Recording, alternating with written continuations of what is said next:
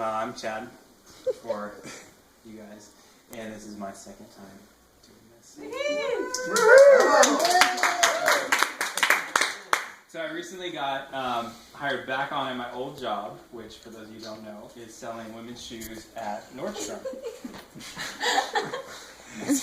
Men and women hear two totally different things about what I just said.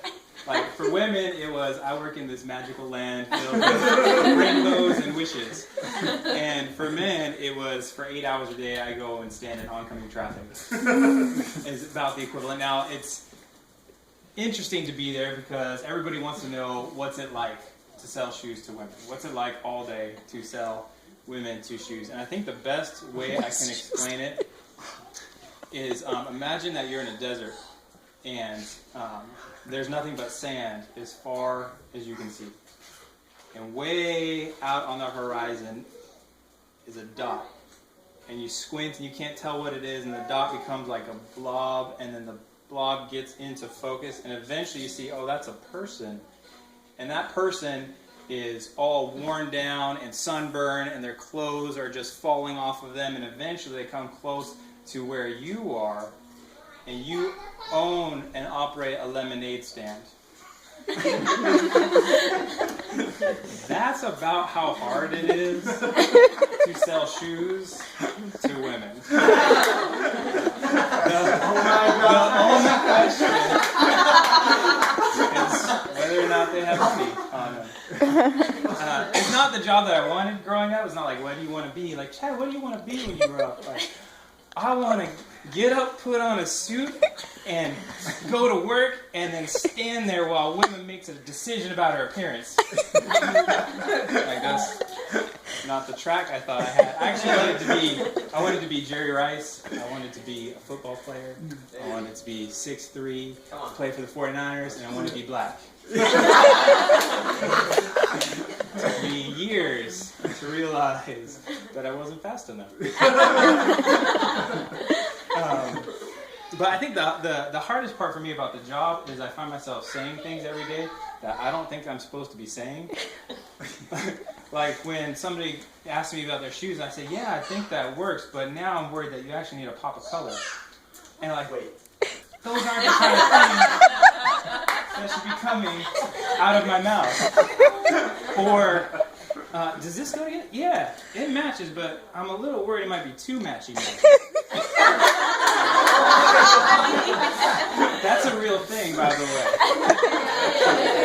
Something, because I know you guys don't know what I'm talking about, is that matching is I learned this, it took a while, matching is a good thing, but there's this line, and if you cross that line from matching into matchy-matchy, it's totally offensive. And you cannot send a woman out public being matchy-matchy. Unless that woman's over 80. And then, matchy-matchy is the goal. And you can incorporate all kinds of things like lipstick into the equation for matchy-matchy. Because men, we don't get it. Men don't get the magic and the deep, lifelong connections that happen on the women's shoe floor that I'm a part of. So let me simplify it. Is on that floor, there's really only two kinds of shoes. There's the kind of shoes that look really, really good, but cause crippling damage to your feet. Or there's the kind of shoes that help you cope with life with permanently damaged feet. So they got you. All year round. Just one day, I would love to be able to walk in there and just be totally honest with the customers. Like, no more playing this shoe selling game. Have them walk up. Do these work? Do you think that these shoes will work with jeans? And I could just say, whoa, lady, I'm not here to sell you shoes. I'm just here to help you justify the shoes you're going to buy. That's all you do. Or it would be even better if the customers were totally honest with us and we could be totally honest with them. Yeah. Hey, will these shoes help me feel the loneliness I feel inside? No, you're going to have more debt. But you'll get 27 likes on Instagram. Okay, I'll take them. was our laugh.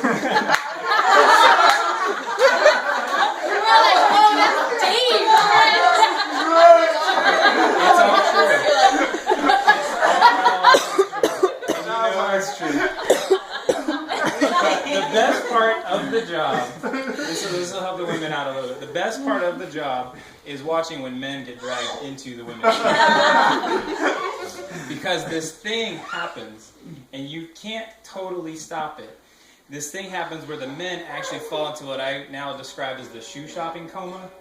And it looks like Yeah.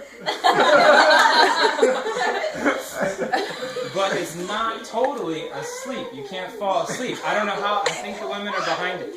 But the goal is the shoe shopping coma helps you lose all your mental faculties that give you the ability to stop the shoe shopping process.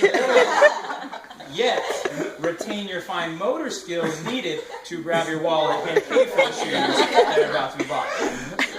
And there's only, I've observed 3 measures that you can take to help prevent the shoe shopping coma. This is for the men in the room. The first one is snacks.